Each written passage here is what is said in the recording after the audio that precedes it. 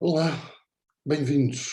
O meu nome é Hugo Cunha Lança e vou acompanhá-los hoje numa viagem pelo maravilhoso mundo do direito comercial. A nossa diáspora de hoje vai nos levar a procurar dissecar o conceito de comerciante.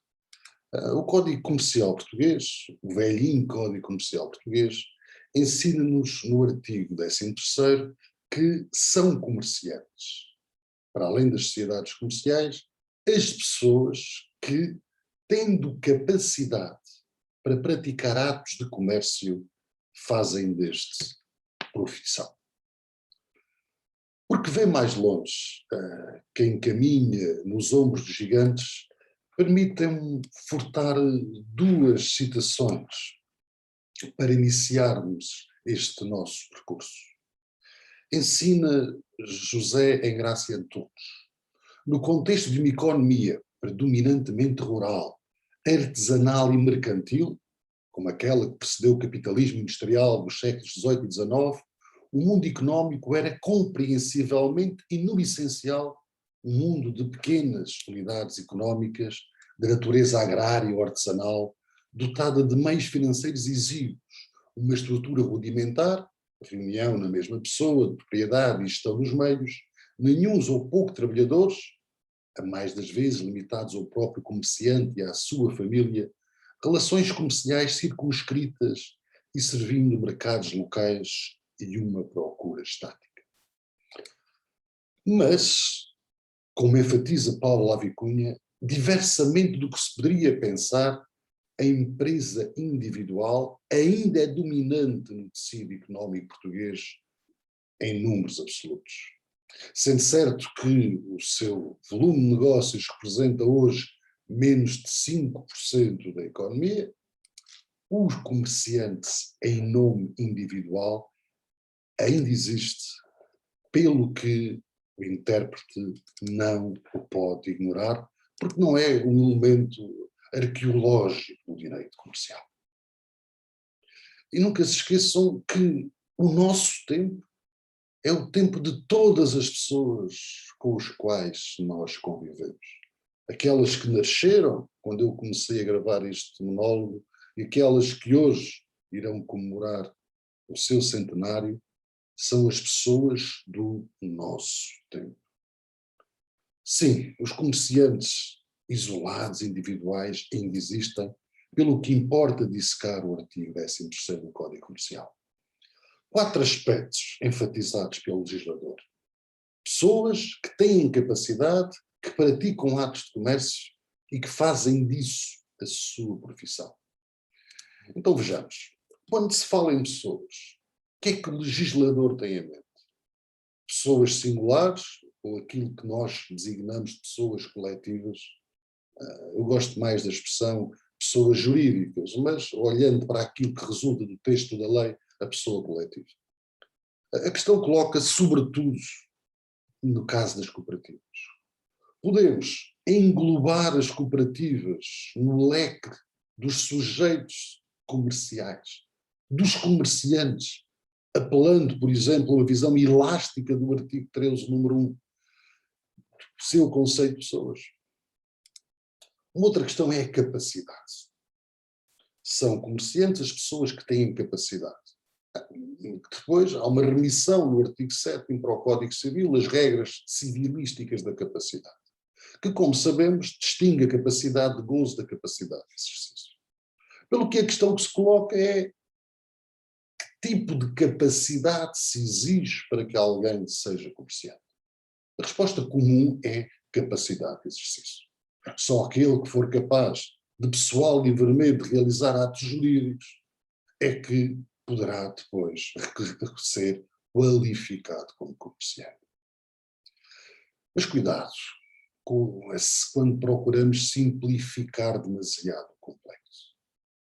Porque importa questionar se os menores e também os maiores acompanhados, mesmo quando estes não têm capacidade de exercício, podem ser comerciantes. Porque uma possibilidade ou uma circunstância, será através dos seus atos alguém que não tem capacidade de se obrigar poder tornar-se comerciante, o que nos chocaria. Diferentemente, são aquelas pessoas que, por exemplo, por doação, por exemplo, por herança, recebem na sua esfera jurídica um estabelecimento comercial. Vamos onerá-los com a obrigatoriedade de o vender imediatamente? Não. Como dizia bem Coutinho de Abreu, os menores não emancipados, os interditos, inabilitados ou os maiores acompanhados, não são comerciantes quando exercem o comércio apenas por si. Agora, quando o comércio se exerce em seu nome, por quem é o seu representante legal, então devemos qualificá-los também como comerciantes. E que atos de comércio, objetivos ou subjetivos, acessórios, formais, abstratos, também permitem qualificação. A minha posição, diferentemente de alguns autores, é de que a prática de atos de comércio objetivos só por si é bastante para poder qualificar alguém como comerciante. Desde que, último requisito, faça disso a sua profissão. O que é profissão? A profissão é algo que nós realizamos habitualmente visando o lucro. Porque se eu faço algo habitualmente que não tem uma dimensão patrimonial, é um hobby que eu tenho, não é a minha profissão. Agora, cuidado com esta prática habitual, reiterada, sistemática. Porque esta prática habitual, reiterada, sistemática, não é impeditivo que seja apenas sazonal. Se, por exemplo, eu tenho um bar de praia, em que trabalho durante 5 meses por ano, 4 meses por ano, quando o mercado a tal me exige, esta não deixa de ser a minha profissão.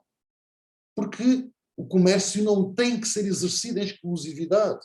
Eu posso ter outra profissão para além do comércio. Porque não se exige que a maior parte dos meus rendimentos provenham da atividade comercial para que eu seja considerado comerciante. Basta tão somente que, em acumulação com os quesitos que antes avoquei, que esta prática seja profissional. Nota final.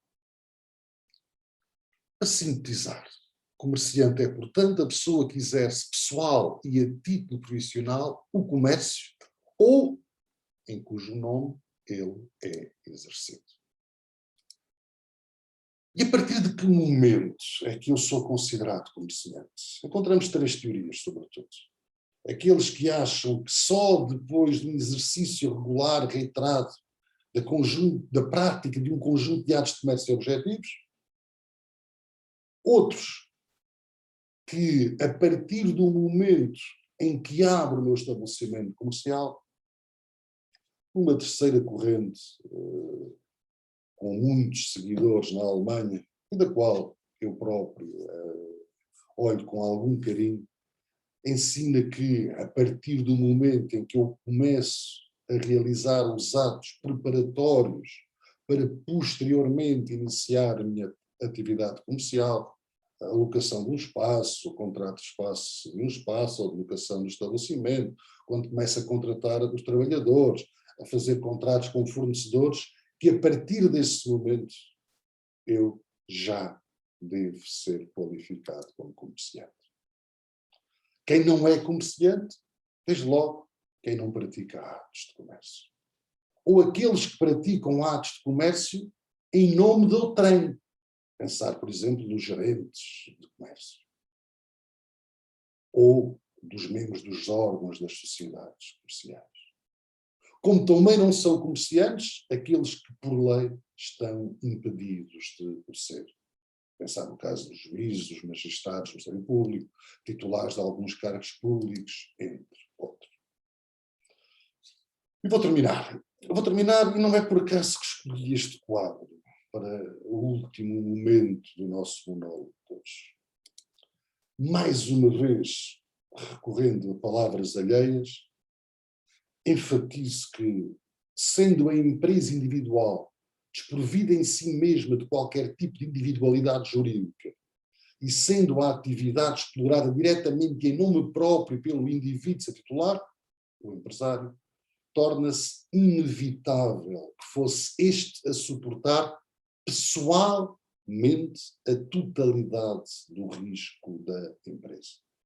Em bom português, responder juridicamente por todas as dívidas contraídas ou resultantes da exploração da empresa. E esta, meus caros, é uma das consequências pelos quais nós vamos assistindo a que existam cada vez menos comerciantes em nome individual. Porque o risco é uma característica sempre presente na atividade económica e, no caso destes comerciantes, o seu património pessoal vai responder por todos os prejuízos, por todas as obrigações da sua atividade. O que nos faz suscitar uma pergunta. Haverá mecanismos para o comerciante, em nome individual, limitar a sua responsabilidade? Como neste Magritte, ter um eu comerciante e outro eu, indivíduo, pessoa, mantendo a minha esfera privada diferente da minha esfera comercial? Mas sobre isso conversaremos num vídeo posterior. A todos, bom trabalho, cuidem-se e não se esqueçam de ser obscenamente felizes.